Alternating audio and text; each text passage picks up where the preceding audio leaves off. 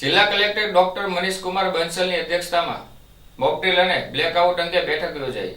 કાલે 7 તારીખે આપણા સિવિલ ડિફેન્સના ભાગરૂપે એટલે કે આમ નાગરિક આમ જનતાને કેવી રીતે કોઈ પણ પરિસ્થિતિ સર્જાય ત્યારે તૈયાર કરવું એના જ ભાગરૂપે કાલે સાંજે 7:45થી લઈને 8:15 સુધી એટલે કે અડધી કલાક માટે આખા ભાવનગર જિલ્લામાં બ્લેકઆઉટ કરવામાં આવશે।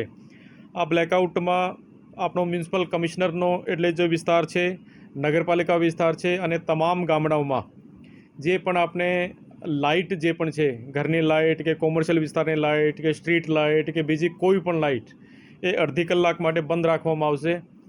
એના માટે આપણા જિલ્લામાં કાલ 7:45 2 મિનિટ માટે સાયરન એક બગાડવામાં આવશે, જે આખા જિલ્લામાં વગાડવામાં આવશે। અને એના આધારે તમામને મારી વિનંતી છે કે તમે તમારા ઘરની, તમારે દુકાનની કે જે તમે જ્યાં પણ હો એ તમામ લાઇટો બંધ કરવાની છે। અને પછી 8:15 1 મિનિટનો ફરીથી સાયરન વગાડવામાં આવશે, તો પછી આપણે લાઇટ ફરીથી ચાલુ કરી શકાય છે। તો ટૂંકમાં કહીએ તો અડધો કલાક માટેનું કાલે આખા ભાવનગર જિલ્લામાં બ્લેકઆઉટ કરવાનું છે અને એમાં તમામ જનતાને સહયોગ છે કે તમે સહયોગ પૂરો પાડો। બ્લેકઆઉટ કરવા પાછળનું આ કારણ હોય છે કે દાખલા તરીકે અત્યારે જે દેશમાં થોડીક પરિસ્થિતિ સર્જાઈ છે પહેલગામ ઇન્સિડન્ટ પછી, તો એના જ ભાગરૂપે જો ભારત સરકારનો જો ગૃહ મંત્રાલય છે અને પછી ગુજરાત સરકારની ગાઈડલાઇન છે એના હિસાબે આપણે આ નથી કહી શકતા કે આપણે આ કહી શકાય કે કોઈ તૈયારીના ભાગરૂપે બ્લેકઆઉટ એમાં એક પ્રોસિજર હોય છે, મોક ડ્રીલ એમાં એક પ્રોસિજર હોય છે, સિવિલ જે નાગરિકો છે એની ટ્રેનિંગ કરાવવાનું એક પ્રોસિજર હોય છે। તો એના માટે જ આપણે બ્લેકઆઉટનો આ કાર્યક્રમ કરી રહ્યા છીએ। મોક ડ્રીલ પણ કરવાની છે, બ્લેકઆઉટ પણ કરવાનું છે। કાલ સાંજે 4 વાગે આપણા ભાવનગર જિલ્લામાં કોઈ એક પર્ટિક્યુલર જે આપણે કહી શકાય કે વાઇટલ એરિયો છે, વાઇટલ ઇન્સ્ટોલેશન છે, અગત્યનો કોઈ જગ્યા છે, ત્યાં મોક ડ્રીલ કરવામાં આવશે। અમે અને જિલ્લા એસપી સાહેબ અને બાકી બધા લોકો ડિસાઇડ કરી રહ્યા છે કે કઈ જગ્યાએ આપણે મોક ડ્રીલ કરીએ। તો મોક ડ્રીલ આપણા જિલ્લામાં એક પર્ટિક્યુલર વિસ્તારમાં એક પર્ટિક્યુલર જગ્યામાં કરવામાં આવશે, પણ બ્લેકઆઉટ આખા જિલ્લામાં કરવામાં આવશે। મોક ડ્રીલ માટે સિવિલિયનને કંઈ એડ્રેસ કરવાનું? ના, મોક ડ્રીલ માટે સિવિલિયનને કંઈ એડ્રેસ નહીં કરવાનું। આમાં સિવિલિયનનો કોઈ રોલ ખરી? એને શું ધ્યાન રાખવાનું, શું કરવાનું કે કઈ મતલબ? મોક ડ્રીલમાં સિવિલિયનનો આમ કોઈ રોલ નથી, પરંતુ બ્લેકઆઉટમાં સિવિલિયનનો 100% રોલ છે। એમાં વિશેષ રૂપે આ ધ્યાન રાખવાનું છે કે જ્યારે 7:45 સાયરન વાગશે ત્યારે પહેલી વસ્તુ આ છે કે કોઈ ગભરાવાનું નહીં, કારણ કે આ ફક્ત એક ટ્રેનિંગનો ભાગ છે। બીજી વસ્તુ આ છે કે જ્યારે 8:15 ફરીથી સાયરન વાગશે ત્યારે આ પોતાની લાઇટ વગેરે ચાલુ કરી શકે છે। ત્રીજી આ વસ્તુ છે કે આ દરમિયાન કદાચ વ્હીકલ પણ રોડ પર હશે, કદાચ લોકો અવરજવર કરતા હશે, તો તમામને મારી આ જ વિનંતી છે કે ભાઈ જ્યાં સુધી શક્ય હોય ત્યાં સુધી તમે 7:45થી લઈને અને 8:15 સુધી ઘરથી બહાર નહીં નીકળતા, વિશેષ રૂપે વ્હીકલ વગેરે લઈને, કારણ કે વ્હીકલની જ્યારે આપણે લાઇટ વાપરીએ ત્યારે બ્લેકઆઉટ જે કરવાનું પર્પઝ છે આ થોડુંક ડિફીટ થાય છે। છતાં પણ જે કોઈ એમરજન્સી હોય કે કોઈ આ પ્રકારની સિચ્યુએશન હોય કે જ્યાં તમને વ્હીકલ વાપરવાનું જ એટલે કે જરૂરિયાત ઊભી થાય તો વાપરી શકો છો, પણ કોશિશ આ જ કરજો કે ભાઈ આ અડધા કલાક દરમિયાન કોઈ વ્હીકલ વગેરે લઈને ઘરથી બહાર નહીં નીકળતા।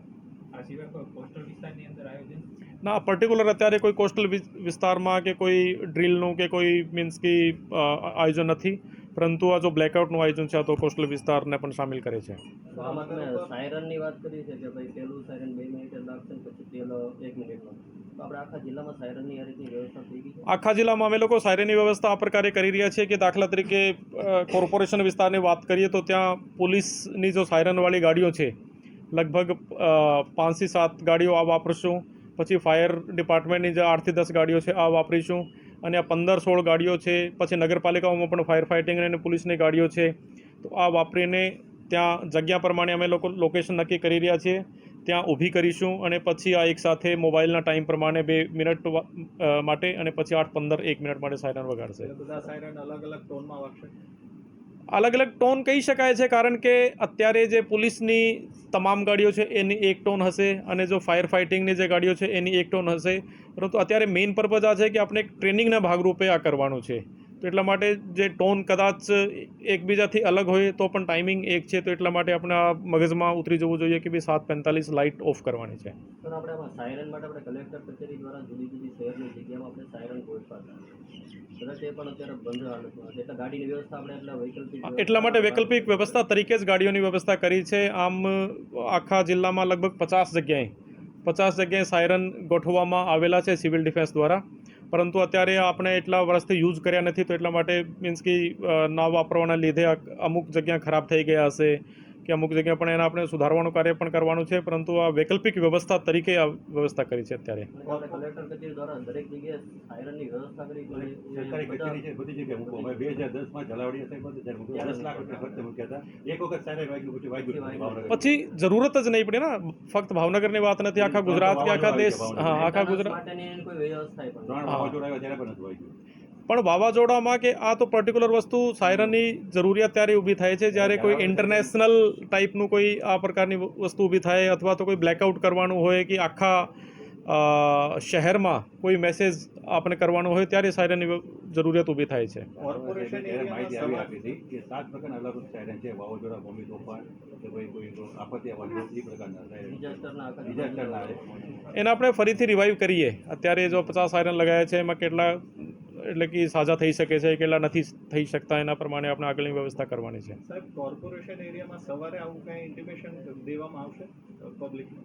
કોર્પોરેશન એરિયામાં સવારે અમે લોકો વિચારતા હતા કે જે આપણે જો કચરો ભેગો કરવાવાળી જે ગાડી છે એમાં પણ આઈ થિંક પબ્લિક અનાઉન્સમેન્ટની વ્યવસ્થા છે, તો કોર્પોરેશનના કમિશનર સાહેબ અથવા ડેપ્ટી કમિશનર સાથે વાત કરીને એના મારફતે પણ લોકોને જાણ કરીશું કે ભાઈ 7:45 લાઇટ બંધ કરવાની છે. પરંતુ આ પ્રેસ કોન્ફરન્સ કરવાનો પણ ઉદ્દેશ્ય આ છે કે તમામ લોકોને ખબર પડી જાય કે ભાઈ આખા ગુજરાતના જે અમુક જિલ્લાઓ છે, જે 18 જિલ્લા સિલેક્ટ કર્યા છે સરકારે, ત્યાં આ પ્રકારની વ્યવસ્થા અડધી કલાક માટે થશે કાલે. જો